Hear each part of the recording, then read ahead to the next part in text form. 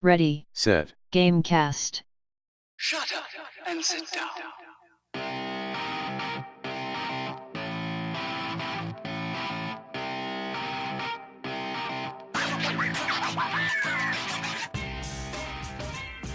Welcome to Ready Set Gamecast, a bi-weekly podcast about video games and Undercover Boss. I'm Bryce, and I'm joined by the important business lady, Darrian. Saw, dude. Hello, Darrian. I am your fellow coworker, doing the same work, and not in a horrible disguise. Please disregard the camera crew. How do you enjoy your work here at this place? That I'm also a worker. It's great. This is a great place to work. I'm super happy to be here. You want to hear something cool? Yes, please. My boss, my actual boss, the owner of the place I work, came in today because they're doing some remodeling in the store next to ours. And I served him today. And when he left, he told my assistant general manager that he was very impressed by me. And he highlighted a few of the things that I did correctly, and he was very happy that I served him. That was a great day. Made my whole day. That is good. Me not your boss, will definitely tell all of the other bosses things. Nailed it. Hey Darrian, what? Teddy's gone again. Yeah, go figure. No, I'm just kidding. Wow. I'm Teddy is doing finals, but after this, he should be back for a while. Everybody say a prayer for Teddy because finals week is rough. Apparently, he's got all the math and stuff, which I don't like. He's a film production major. Like, what is he still have to have math. What is he going to use math for? I've not used require you. I've not used math a day in my life. Yeah, and that's why I dropped out of college, because they still require you to fucking do it. Yeah. It's stupid. That's why I should have stopped at my associate's degree, because, like, the associate's degree was, like, graphic design class. And I was like, oh, I really enjoyed this aspect of college. I really liked learning all about graphic design and stuff. I'm going to get my bachelor's so I can learn more about graphic design and all of that stuff. And then it turns out the difference between associates and a bachelor's is all of the generals that I did not have to take previously. So it's like, okay, instead of taking more graphic design classes, you have to take Spanish and gym and maths. And I was like, yeah, that's why you're supposed to take all your gen eds the first year. Yeah, but as an associate, I did not. I basically just took You missed that memo. Yeah, graphic designy stuff. But whatever. Now I have a bachelor's in graphic design, and I don't intend to get a job in the graphic design field, so it doesn't really matter. But I did end up taking like some advanced classes that's good. Like advanced photography, advanced graphic design. So I did get to take some more classes. It'd still benefit you, yeah. Yeah, it just I would rather have not dealt with all the bullshit that I've already forgotten about. I do not remember anything from Spanish class or even. I was just gonna ask. Speak Spanish to me. I can say my name and call your mother a very bad word. That's about the only things I remember. Oh, wow, okay. So Darrian, what have you been playing? I've been playing League of Legends. Took a break from the ranked scene because it's been rough. We played some PUBG. Been playing a little bit more Kingdom Hearts. I feel like we're about the halfway point before I can go into Rechain of Memories, which is one of the worst games in the series. What are you drinking? I'm drinking Surge, but I was going to mute out my opening of my can, but now you... Yeah, but now you can't. I still will, though just know that at some point I opened a can. I played Chain of Memories when it came to PS2. So you never played it on the Game Boy? Right. Because I didn't have a Game Boy Advance. And I don't know how far I got through it, but I just remember getting decently far and then just being like, I am tired of grinding because I could not win the fights with the cards I had, and I had to sit there and grind and grind and grind to get the cards I needed to be able to fight these guys.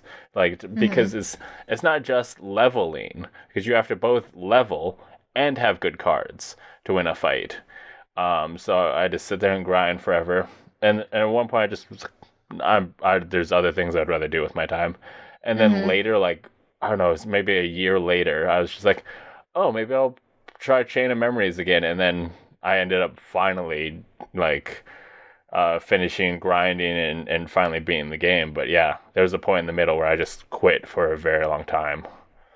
Yeah, I don't like Chain of Memories as much as the original Chain of Memories, which I could totally bust out and play because I still have my old Game Boy Advance and my old Nintendo DS Lite that plays the Game Boy games and stuff. But it's just the combat system was a cool idea, and it should have died there because it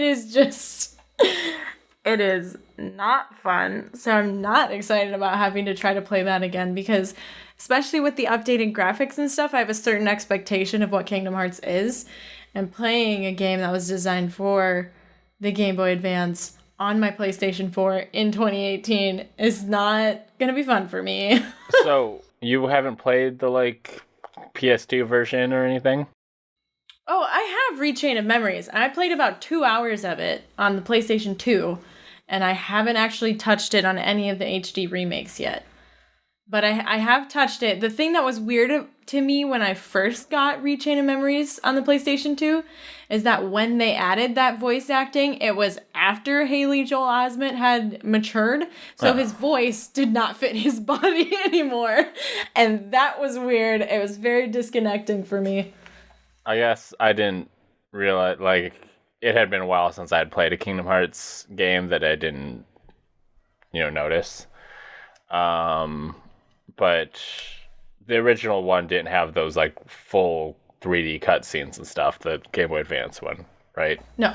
Yeah. So. It had a couple of them, but it was at the beginning and the end of the games, not in the middle. It was all text-based. Okay, so it just had text. It didn't have voice-acted cutscenes, like, because I thought, like, I did not enjoy the gameplay, but I thought the cutscenes, especially the stuff with Axel, because I played Kingdom Hearts 2. I love Axel. I played Kingdom Hearts 2 without playing any Chain of Memories, and the stuff with Axel, both Chain of Memories and the one 358 over 2 days. Yeah, those two completely contextualized what was up with Axel in 2. I was like, oh, now his character, like, what he was doing totally makes a lot more sense. So I really appreciated getting, that more of the story and stuff. But yeah, the gameplay, like, is rough. That would be a lot better on a Switch or something that I can play while doing, like, I can do the grinding while playing other things, but yeah. Well, my process of game completions when I first played the series, I had Kingdom Hearts 1, and then I got Kingdom Hearts 2, and I finished Kingdom Hearts 2 before I finished Kingdom Hearts 1. And then I was out of Kingdom Hearts, like, new Kingdom Hearts content, so I made my parents get me Chain of Memories, and I was just all fucked up with the timeline right from the beginning. And then it only got worse, because then the timeline got fucked up with further game releases, just got progressively more complicated. you need to start with Kingdom Hearts Key. You need to wait for a Never smartphone, playing that one. And then start there, and then you needed, what is it? I think Birth by Sleep comes next, Birth by Sleep. Then you need to wait for Kingdom Hearts 2.8 to come out so that you could see how that story wraps up. Yeah, so you can watch Aqua's story and shit. Oh, but you also needed to wait for 2.8 so that you could see the back cover of Kingdom Hearts Key, and then you can play Birth by Sleep, and then you can watch point 8, and then you can start Kingdom Hearts 1, and then other things. So playing them in chronological order is, yeah, Yeah, if you were like, I am not going to play any Kingdom Hearts until I can play it in chronological order, you'd probably never be able to play Kingdom You'd Hearts. never get there. You just sit that one out. You're like, okay, after Kingdom Hearts 3, we're gonna come out with Kingdom Hearts Jujubee, and that comes like right after right in the middle of Birth by Sleep, with like this 10-minute period where the camera just around the side of the building. You don't know it's there, but it was happening all along, and it's very important to the plot. It makes everything make sense. Just throws. Yep, totally. It's frick, who's the dog? Pluto. Yeah, it's Pluto's Adventure. Kingdom Hearts Pluto's Adventure. Coming after Kingdom Hearts 3. Makes everything make sense. His story was non-existent. They had him wake Sora up in Kingdom Hearts 1, and then he just what's he been vanishes? up to? What's going on with his story? He's probably been battling all of the darkness, taking down the big villains and stuff. You didn't know. Kingdom Hearts Pluto story coming soon. Game 8 Corp Adventure. Hell yeah. I'm here for that one. What else have you been playing? I made a little bit more progress in Hellblade: Senua's Sacrifice. And I tried Radical Heights, which we talked about last time. And I would highly advise waiting to crack that one open. It is a free-to-play game, but it is in early access. And it is so early in the access, at least when I played it, and this was a few days ago now, 5 or 6 at this point. But when I loaded in to the game, a lot of the textures were missing. There was just, the houses all looked like they were Lego houses. And the whole point of, in the game trailer, it advised, hold on to your cash, find in-game items to spend your cash. I don't think they've implemented half of that yet because I have a lot of cash and nothing to do with it. So I would just wait on that. They do have a Founders Bundle, which I've debated getting because I still love the idea. I'm still very excited for this game. But I'm going to wait probably another month or 2 to jump back into it because I don't want to be disappointed by it. But it is still extremely early in the development. And if you do pop it open, take it with a grain of salt. And hopefully they don't get the H1Z1 Just Survive treatment where they keep using the early access excuse for 3+ years and never officially release the game. What have you been playing, Bryce? I was actually typing something. I was hoping you were gonna say more things. Oh, I can fill space up with talking about something else if you'd like. No, I'll type more once we're into the news. So somebody on Twitter, I think it was Allison from the South Dakota streamers thing, or I can't tell you 100% sure, but somebody said if you like Cyberpunk, you should check out Mind Night. And I was like, well, I think Cyberpunk is cool. What is this? And it turns out Mind Night, so it's like the word mind plus night, so it's kind of like midnight, but anyway, it's kind of like Werewolf or Mafia. It's a free-to-play game, and so you are a group of players, and you have to secure these nodes. And some of the players are hackers, and some of the players are not. There's some part of some like other organization or something. And the people get to propose a team. Like, so early on, it's just like teams of small groups of people, like 1 or 2. And then as the rounds go on, they have more and more people. So when you go into when a team is proposed, everybody gets to vote yes or no to the team. And if majority votes yes, they go in and they either secure the node, and if you are part of the good guys, that's your only option. You just secure. But if you're a hacker, you get to secure or hack. If anybody hacks the node, it becomes hacked, and the good guys need to secure 3 nodes, and the hackers need to hack 3 nodes. There's I think 5 nodes total, so it can come down to the wire. So basically, it's not werewolf and mafia in the sense that people have to kind of like figure out who the hacker is and like vote for the murder, but they will want to keep the hackers off the team. So when proposing teams, say you're a good guy and you're thinking Joe is a hacker, you're obviously, when it's your turn to pick, and it alternates, even the hackers get chances to pick teams.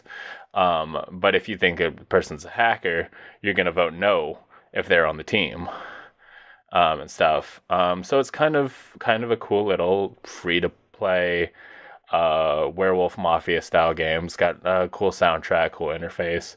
So it's free, so totally worth checking it out. That they seem to make their money through skins, which, like, I don't think the skins are really that worthwhile. So I think it's just a really cool, simple experience to mess around in. So before you continue, that sounds like a board game that I used to play a lot called The Resistance. Exact same premise. You basically you go on missions and you either pass or fail the missions, and you have a limited amount of time to succeed or fail, and that determines who wins. Like a limited amount of rounds. Anyway, sorry, I thought of that. And it's it's just a board game. It's mostly cards, and it's also got a similar concept in that it is kind of futuristic looking. Not so much cyberpunk, I guess, but Okay. Anyway, I'll make note of that. You won't. Oh my god. Darrian said a thing. Noted. I've also been playing a little bit of Pokemon Go. My friend Aaron got me back into it, and also the update, which has kind of adds more single player stuff to do. You have daily missions, and every time you spin a Pokestop, you can get a challenge that is something like catch 5 Pidgeys, or hatch an egg, or get the Pokemon that are weather boosted. So stuff that you do normally, but you get kind of extra incentive to do those tasks, and get you get either berries or dust, or even a special encounter. And if you do 7 of those, each day you can get a stamp by doing one of those. And if you get 7 stamps, then you get the opportunity to catch a Moltres, which has normally been only available as part of a raid, which is nice. So it gives players an opportunity to catch these legendary Pokemon without having to play with others. And there's also a kind of story experience that does have the same gameplay deals, where it is a set of challenges that are get 5 candies for your buddy, hatch 3 eggs, all these different things, and then each step gets you closer to catching Mew. So once you complete I think it's 5 or so different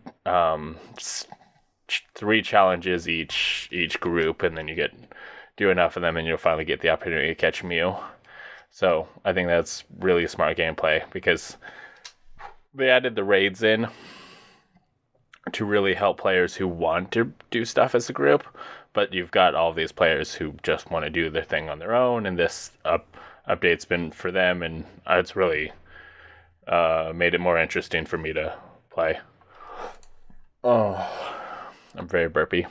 Damn you, Surge. I also started a little bit of Bloodborne. I did not know it would have so many cutscenes and so much, I guess.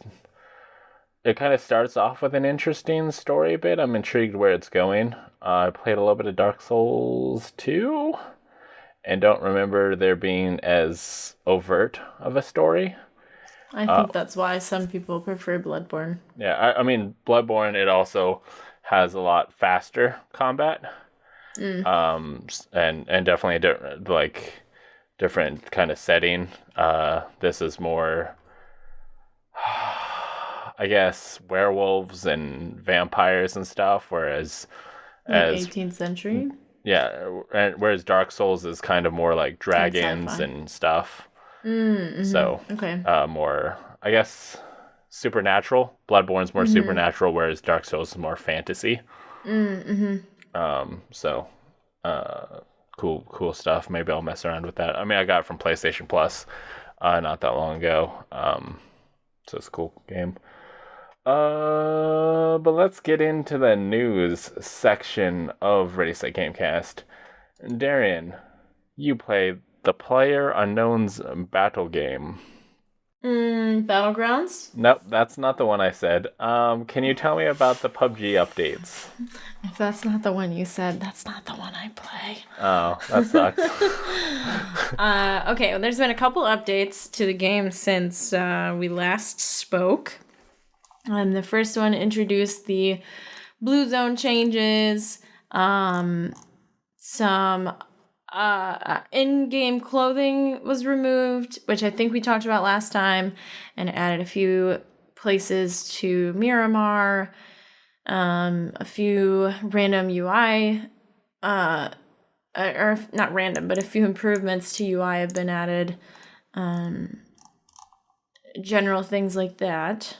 And then another update that was more recent, they added a marker so that you could tell when what the flight path was when you load into the game. Few bug fixes.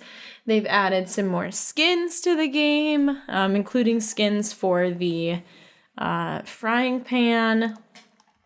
Which is you can just be like, I want that, instead of doing loot crate stuff, which is kind of cool.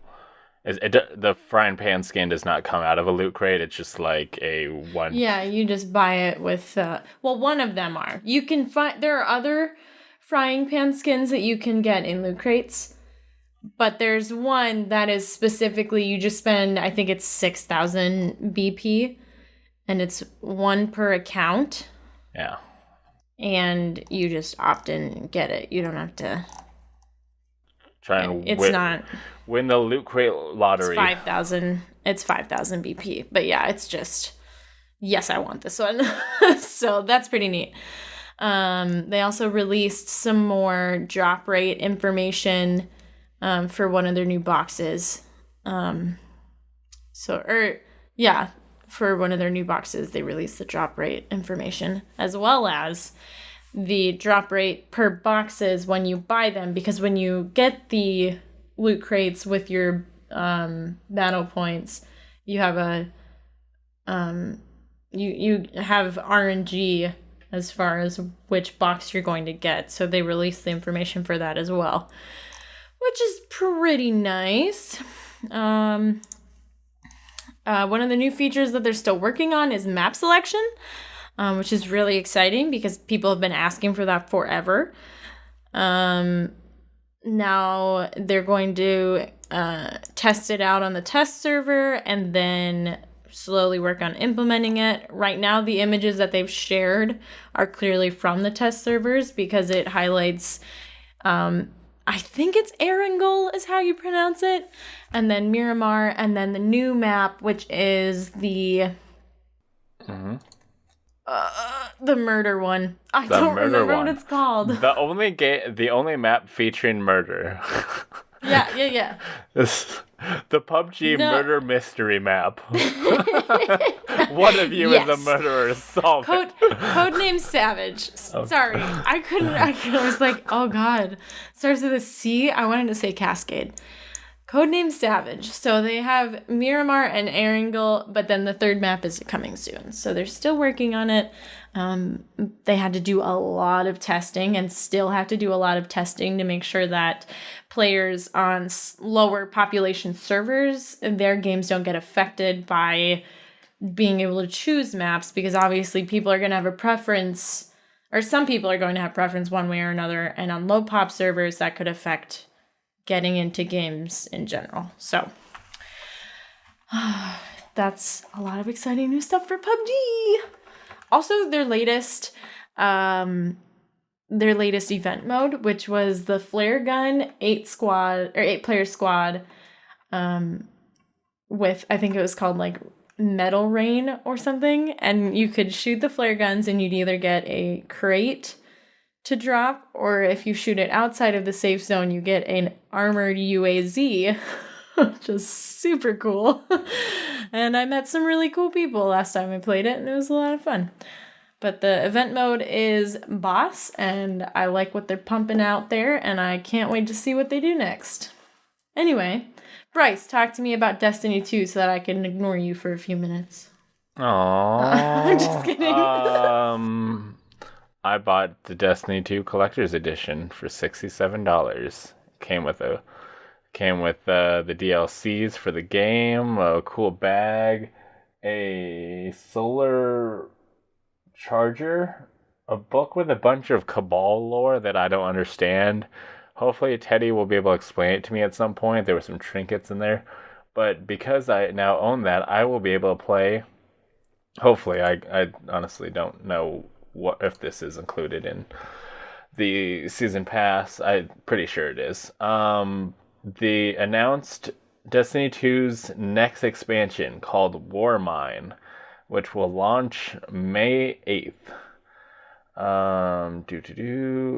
Destiny 2 Season 3. See, that's like it's season pass. I don't know what any of this means. So there'll be some news. We'll send you to new places to meet new heroes and battle new enemies. You'll earn new loot and master new activities. Apparently, there will be a Twitch stream on April 24th to kind of show off stuff. But Teddy has informed us that he will be on the next show to explain all of this. More details, so that's fun. Darrian, do you think you'll ever play Destiny? If you give me your other copy. Okay, I'll probably it's a deal. Give it a whirl. But, Darrian, do you think you'll ever play another Bioshock game? Fucking hope so. Because I love that series. It is glorious. And there is rumored to be a new Bioshock in the making. 2K is working on another another game. It is codenamed Parkside, and it could be the next Bioshock. They're being really tight-lipped about it. They're not giving a whole lot of info about it. But on their fiscal report, from November 2017, it says a highly anticipated new title from one of 2K's biggest franchises would be released by March 31st, 2019. People could say that could also be Borderlands 3, but other comments have led people to believe it might be a Bioshock game. So I would much rather have a Bioshock game because I was never able to get into the Borderlands game. But I love Bioshock, and I would play the shit out of that. I would probably do the same thing that I did when Bioshock Infinite came out and just play nothing but that game forever until I am done with it. So they've done water. They've done air. Where are they going next time? Space. Okay, Bioshock 3 in space. Got it. Bioshock 4? I don't think they've given a Space. number. Yeah, Bioshock Space. They already used Infinite, so maybe they'll put like Equinox or something like that sounds spacey. Okay. I just read the word Equinox on the crates from PUBG, and I was like, that's a fancy word. I'm making shit up. Please stop me. Somebody help. No one was gonna call you on it, so you called yourself on it. Yeah, I felt guilty right away. Like that's not an original thought, and I felt guilty. Okay. I didn't want to take credit for it. Nobody has original thoughts. We just don't point out that. So we have another rumor in the rumor mill section of the news. Let me see who reported this via Twitter. Jason Schreier from the internet. I believe he is a news editor at Kotaku. He is confirming Chris Plant, who is executive editor at Polygon's Scoop, that Black Ops 4 won't have a single-player campaign, but it will have a Battle Royale mode. So, I am going to throw my prediction into this and report that Black Ops 4 is going to be a bad video game. Because my only concern is that the Roman numeral that they're using for that is incorrect, and that bothers the hell out of me. Yeah, just four dashes. Yeah, so when I first read this article, when you linked it, I was like, is that a mistype? Like, what is bloops? And why is there too many eyes? Like, what is happening? Blops. There's an L. Bloops. So, blops. Yeah, sorry. You put two O's. I kept reading it as bloops, too. Because it just sounded funny. That's how they get you.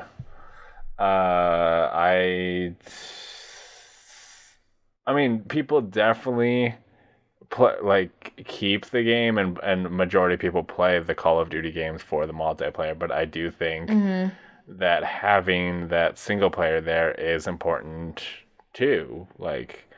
Oh, definitely. Getting rid of it is what's the point of having individual titles for your game if you're taking out the single player aspect? Like, this might as well be Call of Duty 17. I mean the differentiation stuff. The Black Ops aspect definitely does come from the single player aspect, but also single player gives people an opportunity to practice on the game before going into this stuff. And there have been Titanfall. Titanfall 1 came out there and didn't do that well because they were multiplayer only. But Titanfall 2 comes out and they had a very cool storyline, or they added in single player and people loved it, and it did really well. I think it depends on the backing too, though, because like Blizzard Overwatch came out, and that's nothing but it's an FPS with just multiplayer, and that one's still roaring. So it's going to be a hit or miss. I feel I don't think it's going to have. I will say, but Blizzard and Overwatch is kind of like Team Fortress 2. It is Blizzard's Team Fortress 2. But I mean, Team Fortress 2 did a great job of telling this story outside of the game, and Overwatch does the same thing. Whereas I can't see. I do not have high hopes for this, and it Call of Duty's gonna do fine, no matter what. If it's got Call of Duty on it, it's gonna sell copies. But I don't think this is going to do well for a Call of Duty. I think it's gonna have the same general Call of Duty release where it's in the top charts as far as views on Twitch for the first couple weeks that it's out. And then depending on how well they do their Battle Royale game mode, I could see it either competing with Fortnite or dropping off entirely. Well, yeah, adding battle royale like seems just kind of like desperate. It's very it's cash grabby to me. And by the time this is out, like they'll be competing. The battle royale hype is going to start being drawn or dropping off. People will already have the battle royales that they prefer. So trying to draw in people for your battle royale, I don't see that going well. I just see the Call of Duty name really being a huge advantage for them because I mean it's Call of Duty. It's a very successful game series. And I feel like there have been Call of Duties who have not done well. I mean, they've still done Call of Duty, but they've been like kind of like Assassin's Creed. Like there've been Assassin's Creed will sell, but they'll be like it didn't sell great for an Assassin's Creed. Right. So I don't know. I'm anxious to see how they do it. I'm gonna be really disappointed if they sell it at a full price point with no single player and with a battle royale, especially with the market the way it is. I don't see a $60 Call of Duty game with the battle royale and the stuff. It's got to have loot crates. It's gonna have loot crate. Like this is gonna be. I can see this going very like. Is it gonna have gameplay affecting loot crates? I would sure hope not. But do current Call of Duties have gameplay affecting loot crates, or is it just skins and aesthetics? I haven't played a Call of Duty. I know you can get years. weapons. Like you unlock weapon stuff by leveling up and stuff, but adding battle royale and into Call of Duty is just a whole. It's a whole nother mess. Yeah, so this could be very interesting and probably very bad, but. Speaking of Team Fortress 2 and the company who owns that, Valve, has acquired somebody. Who was it? Campo Santo, the developers of Firewatch and the upcoming game In the Valley of the Gods. They've said that Campo Santo will still be allowed to make their own games, but they're also hoping that they have a game officially announced that they're working on right now, that Valve was already working on, but they have a few games that they are planning on working on now, which Half-Life 3 everybody wants that, I think. Portal 3. Speaking of Half-Life, here's a confession. I've never played any of the Half-Life games. So if they announce a Half-Life 3, I guess I'm going to have to play every one of those games. You do not have to play every game in a series to play the most recent. All of them. No. I will play all of them. I asked Darrian if she was going to play the new God of War, and she's like, I haven't played all of the other God of Wars. And I'm like, you don't need to. And I asked if she was going to play Ninokuni 2. She's like, no, I haven't played Ninokuni 1. And I'm like, you don't need to. There are plenty of these games are designed for people to jump in it right where they are. Ninokuni I was incredibly interested in when the first one came out, but then the second one came out, and I've heard a lot of mixed reactions for it, and so... I've only heard good things. I mean, from my understanding, it has a lot of systems. Like, there's a lot of stuff going on. So if you're not into managing a lot of systems, you probably wouldn't like that. But if you are, I guess depends on what kind of gameplay you're into. It looks overwhelming to me. I watched a 20-minute just general game analysis, and it just looked overcomplicated for me. It doesn't take much for me to get overwhelmed by games. So knowing how much is in Ninokuni 2, I'm not touching that one. And the God of War series in general has been uninteresting to me. You realize that the new God of War is nothing like the other ones, right? I don't, because I just... You haven't seen any of the trailers? You need to watch a trailer for the new God of War. Okay. Like do you like the combat from Senua's Sacrifice? No. I No? hate the combat from Senua's Sacrifice. That is my least favorite aspect of the game. Every time I get into a fight, I'm like, fuck, can this be over now? Because I get really tempted to just stop, which is why I'm taking so long to play it, because I just hate the combat. What difficulty are you playing on? Easy. Okay, me too. I like kind of managing the opponents and stuff. I don't like when they kind of cheat and stuff. But I do like the kind of like there are games that enemies will attack you one at a time, like the Batman Arkham Asylum games. You like, oh, there's like 5 guys here, but they're only attacking one at a time. The like Senua's Sacrifice and God of War, apparently they don't take turns, and it's kind of cool that you kind of like gotta manage the area, all the opponents. See, I like the Final Fantasy VII original fighting system, in that it's one turn at a time. It is turn-based combat. I dug the shit out of that. I also really like Kingdom Hearts and Kingdom Hearts 2's fighting systems, because it's that everybody's fighting all at once, but it's not nearly as difficult as Hellblade has been. Like, I'm just too simple-minded, I think, to be able to actually manage that much shit at once. Like, it's not hard for me to quit because I've died too many times. Because I can't keep track of shit like that. It's another reason I won't pick up the Dark Souls games, because I know that I'll get 3 or 4 fights in and be like, fuck this, I don't think this game is worth it.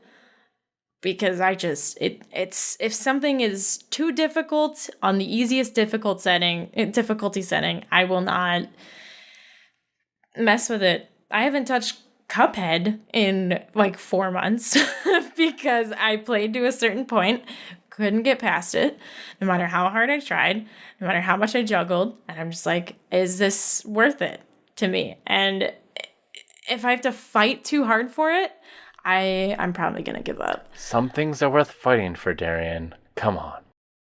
Some people are worth melting for. I don't know what that is. It's Frozen. It's a song. It's on the album. Anyway, I will watch a trailer because I've heard that it's about Kratos and his son or whatever. Basically, like, so the other God of War games are just Kratos being angry at the gods and just wanting to beat everyone up and just but this one seems to acknowledge, like, hey, Kratos is kind of a shitty person, and he's got this kid, and he needs to, like, not do shitty by him, and because now he has to take care of the kid because his mom has died. So it's kind of him kind of learning to not be a shithead, and kind of a cool, and gameplay is completely different. It's I mean, it's not, I guess, kind of God of War used to have a very pulled out camera where you kind of see the whole scenario, and you had the kind of whole chain weapons and stuff, but this is more kind of a Senua's Sacrifice deal where you're kind of, behind the shoulder thing, kind of looking, and you've got different weapons you can pick up and different powers. They've got area of effects weapons, so it is got a lot of really cool systems. And you do have your son to kind of, like, he's got a bow, so he can kind of be like your ranged backup, while you're kind of, the fighter getting in there, getting scrappy with the guys. And I hear the story is very, very cool. And it is cool because so Kratos has killed all of the Greek gods, and for some reason he's chilling out in the Northlands, and now he has to deal with the Norse gods. So I'm very curious of what Norse gods we're gonna see. Is Thor gonna be there? Is Loki? Like, what kind of how are they gonna depict those? Yeah, what are the villains of this God of War? The new one. So right. I have seen. Sorry. No, go ahead. I was gonna say I have seen like 10 minutes of gameplay. It was one of my friends. I hosted him once, and I he was in an extremely difficult part of the game, and the whole time was just him dying and his son screaming for him. And it was just like, what is going on? What is happening? Anyway, the story we were talking about. Are you excited for God of War then? Have you gotten it? I have not gotten it. I'll get it eventually. But yeah, I'm excited. I'm very looking forward to it. The original story was about Valve and Campo Santo, which is an exciting acquisition. I'm excited to see what they're going to pump out. Anyway. You know what else I'm excited for? Kingdom Hearts 3. And it had a Game & Watch style mini games inspired by classic Disney. Well, it's more inspired by Game & Watch, but I think the classic Disney aspects are that they pull the old images from like the Steamboat Willie. Yeah, well, a lot of the Kingdom Hearts Classic Kingdom mini games are inspired by classic Mickey Mouse cartoons, including Giant Land, The Carnival Kid, Music Farmer, and The Barnyard Battle in the Game & Watch style games. So the other mainland, like Kingdom Hearts 1 and 2, have had the Winnie the Pooh mini games. Mm-hmm. So I feel like this is taking that place.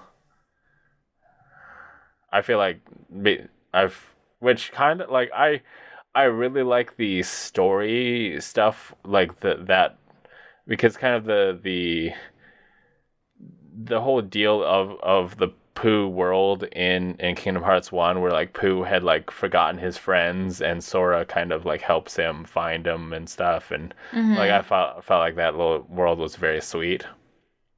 Kingdom Hearts 2 just was like, here's mini games. I feel like it's actually because like Kingdom Hearts is supposedly known for the mini games, and like the Kingdom Hearts 2 mini games specifically, like all in Twilight Town and stuff with like the skateboard. Oh, yeah. I think this is supposed to be more in relative to that, not replacing Winnie the Pooh. Or it just looks like just be additional mini games aspect. Yeah, I don't think it's replacing anything. I think it's just additional, like, look what we can do. Look at this fun stuff, you know? Which is cool. Because they added more stuff in Kingdom Hearts 2. They didn't take away. I don't think they're going to reprise the Winnie the Pooh. I hope again. I would like that. I enjoyed seeing Winnie the Pooh, especially because I really love his world from 1. So if they do a story with it, I don't think they'll do it the same way. I don't think they're gonna make you search for the pages again. Like, how many fucking times are you guys gonna let this book get damaged? Like, stop. Did you have to find the pages in 2? Yeah, I'm pretty sure you did. The world was different or something. Yeah, because you were in... This game is 13 years old, and I think we can talk about it. You were in Hollow Bastion instead of the Twilight Town, because it was after they, like, Sora fixed the worlds and shit, and he had to go around and there was different worlds. But in Kingdom Hearts 2, you see the Winnie the Pooh book when you go to talk to Merlin the first time, and then the Heartless take the book out, and you have to fight the Heartless, and then the book is damaged, and you have to find them again. I remember now. Because I remember the book was fully intact when you first saw it, and I was like, oh, cool, the book, and then he goes to open it and talk to Pooh, and then he gets sucked out because the Heartless attack. And it's so sad because like Pooh's in the midst of jumping off of the log to come say hi to Sora, and it's just kind of heartbreaking because once that resumes, it's like he doesn't remember Sora, and it's just like, oh no. Darrian. Have you ever considered returning to college? I've considered it. I have not actually put any thought or planning into it. Well, you are a League of Legends player. So maybe there's an opportunity for you to get some of your college paid for. Why don't you tell me about that? Well, I mean, you definitely read this one more than I did, so I think maybe you should. Okay, well... Also, I have an ad blocker enabled, and I can't read the article. I do, too. It's not... I've uBlock Origin. No, I've AdBlock Plus. So Ashland University, which I assume is in Cleveland, Ohio, because this is what the article says, from Cleveland.com. Ashland University is adding Fortnite Battle Royale to their esports offering, which is, I mean, there's lots of colleges that have kind of casual esports teams, but it seems like this is properly like associated with the college. And what I thought was really cool is I'll read exactly from this article. It says, Fortnite appeals to both core and casual audience. We're excited to provide the platform for gamers who want to showcase their skills in a more competitive space. Fortnite facilitates an environment that allows players to get creative, innovate, and show off their mastery of their skills. But besides Fortnite, Ashland's varsity esports team will compete in League of Legends, Overwatch, Counter-Strike Global Offensive, and Rocket League. And players who compete and practice together in the new gaming arena in the library will be eligible for scholarships of up to $4,000. So that is really cool that this college is, treating esports players like proper like football players, like wrestlers, like all of these, proper sports are getting the same scholarships and treatment that more typical sports players are. Yeah. So yeah, esports. It's a thing now. I love it. You know what's gonna be a thing in the future? E3, which brings us to the topic of the show. Yay! Dots. No, that's somebody else's thing, remember? No, it's ours now. They stopped it, it's ours. They don't do a topic of the show. This is our topic of the show. It's ours. What are your E3 2018 predictions? That is the question we asked you on the last episode. Our loyal and very attractive viewers sent in these responses. Matt says, The Legend of Zelda Ocarina of Time built in the Breath of the Wild engine. Please, Nintendo. PlayStation Vita R. A hybrid handheld VR device similar to a Nintendo Switch that docks in a Samsung Gear VR. Play your favorite PS4 and PlayStation VR games on the go, or attach the handheld to your face. This is a terrible idea. Please don't make it Sony. I know you won't support it. I was about to ask, like, is this a real prediction? I had not read it up through his wall. Okay. And Dark Void 2. I do not think Matt or any actual human believes any of these things will actually happen. Hold on, what's Dark Void? Dark Void was a game that I don't recall. I think people liked, but I don't think was very popular, and it was from a PlayStation 2? It looks like PlayStation 3 and Xbox. Oh, okay. 360. Third-person shooter action-adventure game. Sci-fi action-adventure game that combines an adrenaline-fueled blend of aerial and ground-pounding combat. Set in a parallel universe called The Void, players take on the role of Will, a pilot dropped into incredible circumstances within the mysterious void. Sounds weird. My immediate thought when looking at the cover was that looks like a Big Daddy from Bioshock, but in space. So that's actually the next Bioshock game. Dark Void 2, the Bioshock 4. Bioshock 4, yeah. Darren, can you tell me what Yuri Gaspar sees for the E3 stage? Well, Mr. Yuri, is it a Mr.? Yuri's a boy, man. Okay. Mr. Yuri says, E3 prediction, the stage lights up. There's no one there. A rope slowly descends from the ceiling. 3 green lights glow. More green lights. The stage is filled with... I think it's supposed to be nothing. Nothing but lights. Okay. The audience screams as they become green lights. Suddenly, the stage is black again. Out walks a host. He is dressed in skin-tight camo.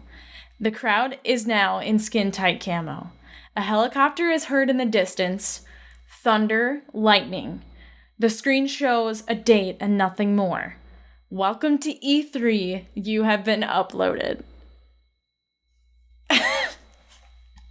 That's intense. So, I mean, if his prediction becomes true, I think he wins E3. I think. And I guess we're all in the game now. And one last prediction. Aaron says, my main hope for E3 this year is that they finally reveal a release date for Kingdom Hearts 3 with an official trailer. Fuck yeah. That was one of mine too. I see that very likely. I don't see that not happening. If it doesn't happen, it's because Kingdom Hearts is released between now and then. But the Ready Set Game cast hosts are gonna keep score. We all have predictions, and we're gonna see how many of them we get right after E3. Teddy has sent me his predictions, and I will now tell you them. Number 1, Ghosts of Tsushima will be given a release window during the Sony press conference. Number 2, a new Splinter Cell game will be revealed at the Ubisoft conference. And number 3, Bethesda announces an entirely new IP. Ooh. So. Sorry. No, I think he's got some likely ones and some unlikely ones, so we'll see. Darrian, what are your E3 2018 predictions? All right, well, mine are pretty simple. So I hope for a Final Fantasy VII remake update, like gameplay trailer or just, an update. Something, because they announced it at E3 like 4 years ago now. Mm-hmm. And they haven't really followed up with a whole lot. So hopefully they'll give me something. Also, new Smash trailer and a release date with more information on that. Don't we already have a release date for Smash? Or is it just... Do we? Yes, I'm pretty sure we have a release date for Smash. I'm 90% sure. It's a new trailer then. I mean, Smash Bros. Release date, because September 3rd... No, wait. Smash Bros. Switch. Okay, 2018. No, we don't have an official. We just know it's coming out this year. So yeah, we don't have official. So, okay. So you're saying release date and... Mm-hmm. And a trailer. Okay. I'll get another trailer. And then also the Pokemon game on the Switch. A trailer, any trailer for that. You were going to read me your deals, but now I have to cross mine out. Now I have to come up with something really quick. I told you. Well, I was going to... And... Whatever. That's all I got, though. Because one of mine was also already read, so... It was Dark Void, too. Oh, okay. Okay, so I need to hurry up and come up with a new one, but I've got 5 new PlayStation VR titles will be shown, obviously during the PlayStation conference. And this is a long shot, but Microsoft announces VR for Xbox. Because they already have like a mixed reality headset, Microsoft one that's for PC, so some sort of VR functionality available on Xbox. I don't think that's too much of a long shot. I mean, if they were going to announce it, it seems like they would have done it by now, but maybe they've been waiting for the right moment. I mean, E3 is where a lot of those groundbreaking announcements come from, right? Like, that's when they originally announced Final Fantasy VII and Kingdom Hearts 3, so... I mean, Kingdom Hearts 3 is not really groundbreaking. People have known. But Final Fantasy VII Remake was a huge deal. So if they're going to release something huge like that, I could see them waiting for E3 to do it. Okay, I've got one. New Bioshock game announced at the show. That has potential. Yep. So I like it. We get a name and we get a trailer. Or Bioshock Equinox. I'll say teaser. I don't want to say trailer when we get a teaser. Yeah, probably just a teaser. Yeah, they'd have to be pretty far along to get a proper trailer. But if it is coming out in March 2019, they might be pretty far along. We'll see. So that is our predictions. After E3 happens, we will see how many we get right, and the winner wins $500. For the next, and this could apply to all the people who sent in stuff too. So if you get more, I bet Matt and Yuri are wishing they got better guesses now. For the next topic of the show. IGN has been criticized for reviewing the early access version of Radical Heights and giving it a 5 out of 10. Do you think early access games that are available to be played and purchased should be reviewed and scored? So let us know. ReadySetGamecast.com/submit to let us know what you think, and we'll discuss it next show. That's a really good Tots. Thank you. I came up with it myself.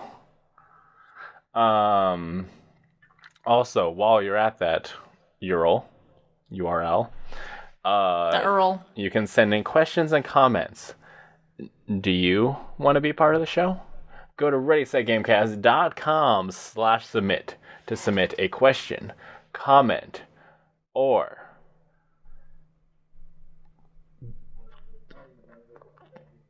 Rick and Morty.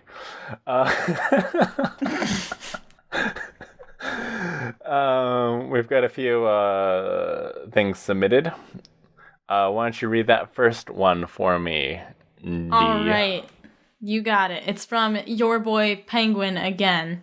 And he starts off with, I'm assuming this has been asked before, but what got all of you into gaming? Did you grow up with it or just recently get into gaming?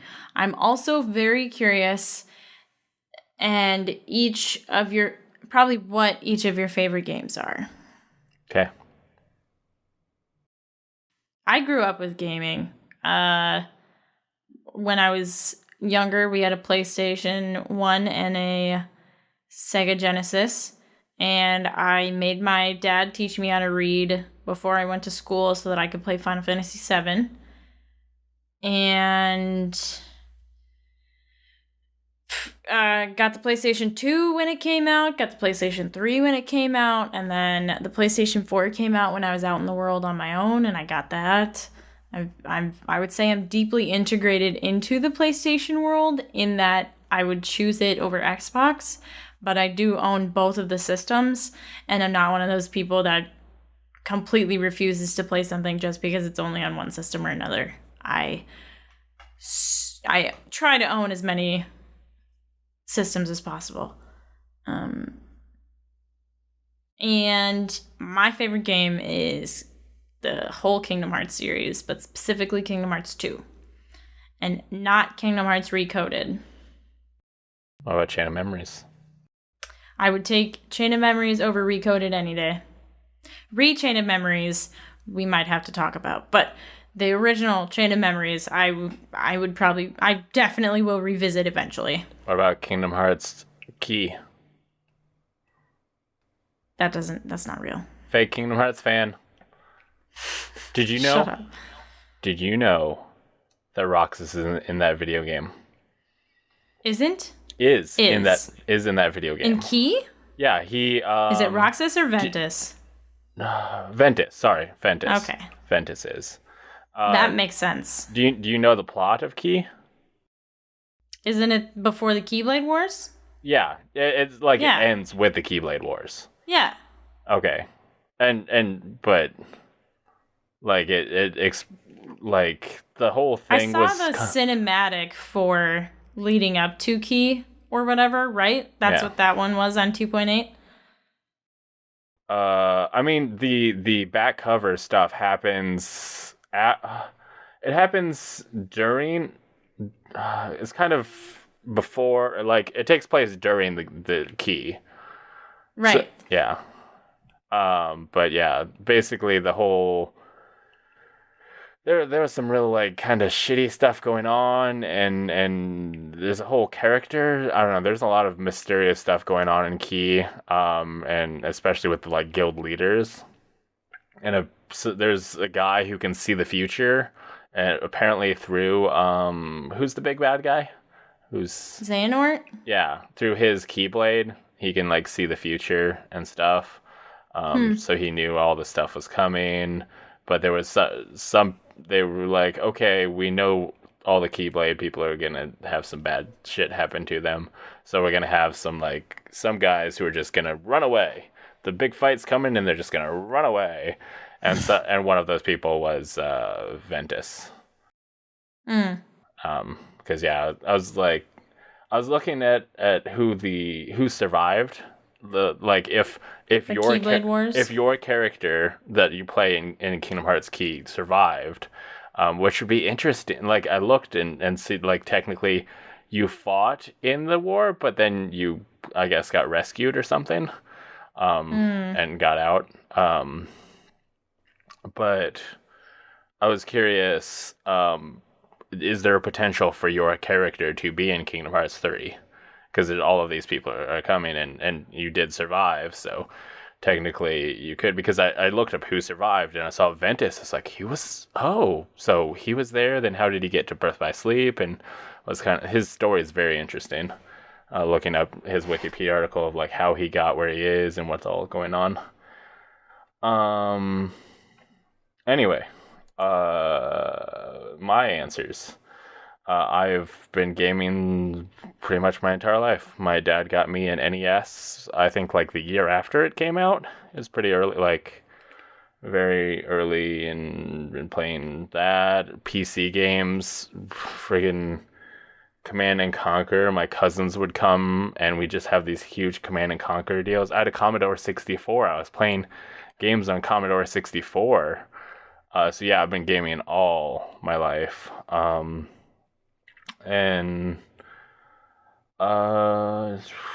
yeah, I grew up with gaming. And what is your favorite games? Command and Conquer, just because of the memories with it. Kingdom Hearts, What Remains of Edith Finch, the Uncharted series, Bioshock Infinite. I just the like last bit of that. I remember there's so many games that have just had such a huge impact that I can't really say like these are my favorite games, because there's so many games that just do amazing things that I can't really pin it down. I just like the games in general. I mean, there's a lot of games I don't like, so that would be an easier list than what are my favorite. Matt sent in some stuff. To answer our question of who is your favorite World of Warcraft character, he says Torbjorn is my favorite World of Warcraft character. He's not in World of Warcraft. I know, Matt's being a prankster. He's an Overwatch character. And he also says, what do you think will be shown at E4? I'm really looking forward to it. Okay, did he mean to say E4 or did he troll? He trolled. Like, was it are you sure it wasn't a typo? I'm 90% sure it's a troll. God damn it. Matt, I love him. Matt, can you send in and let us know if this is a troll or not? Please confirm if this is a troll, and also send us a Rick and Morty, whatever the fuck that means. Send us a Rick and Morty. Please have Rick and Morty show up at our house. No. God, no. What would you do if Rick and Morty showed up at your house? Shut the door. Just be like, please leave. Please leave. You're dangerous. I do not want you here. So that brings us to that is all the questions and comments. That brings us to housekeeping. If you're listening to this podcast with your eyes or your ears, I have a recommendation for you. You should go to ReadySetGamecast.com for links to the podcast on all of your favorite podcast services, including iTunes, Google Play, and Stitcher, as well as the video version on YouTube.com/LastGeek. Also, if you enjoyed this, if you had a good time, you're having some laughs and learning some stuff, if you enjoyed this, please subscribe, rate, and review it on iTunes and Stitcher. It helps us grow and become more powerful. Also, if you know a guy named Bill, go like, hey Bill, listen to Race at Gamecast. Do it. If you enjoy this content, Last Geek has other content you might enjoy. Episode 5 of Game Mate Corp is out. We made Mega Large, Big Large, Murder Town Battle Royale. Links available at GameMateCorp.com. And whatever you're using to listen/watch this. Narrative Adventure is dead. We murdered it. And Teddy will be back next episode. And we have a special guest. Scribble will be joining us. So that'll be fun. He will be our first animated guest person. Darrian, where can people find you? Twitch.tv/dexterity and Twitter.com and Instagram and Facebook, I guess. No, not Facebook. Don't find me on Facebook. Twitch and Instagram and Twitter. Dexterity, DEXTERIDEE. I haven't spelled that in a while, so I felt it necessary. What about you, Bryce? Where can people find you? You can find me exclusively at dexterity.com. No, you can't. Fine, you can find me exclusively at lastgeek.com or lastgeek on Twitter. Darrian's now checking dexterity.com to see if it still goes to her Twitch, and it does. Instagram, Last Geek Plays, or you can look around, Google. Don't Google Last Geek. You might find some things. Don't do it. Anyway, thank you for listening to Ready Set Gamecast, and we will see you again in Dos Weekos. Goodbye. Goodbye.